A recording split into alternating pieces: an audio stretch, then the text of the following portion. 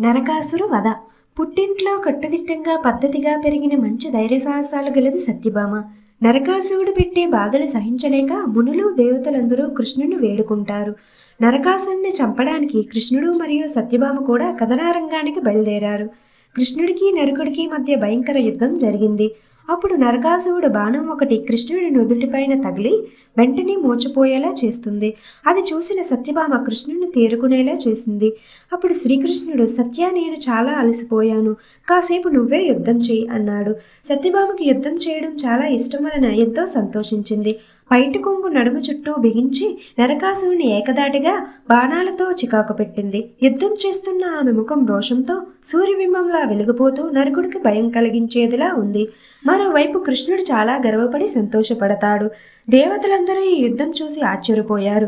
కృష్ణుడు ఆమె చేసిన యుద్ధం చూసి ముగ్ధుడై మణిహారాన్ని బహుమతిగా ఇచ్చాడు. అప్పుడు కృష్ణుడు తన చక్రాయుధంతో నరకుని సంహరించాడు. సత్యభామలా ధైర్యంగా ఉండి పరాక్రమం చూపగలిగిన స్త్రీలను వీరవనితలు అంటారు.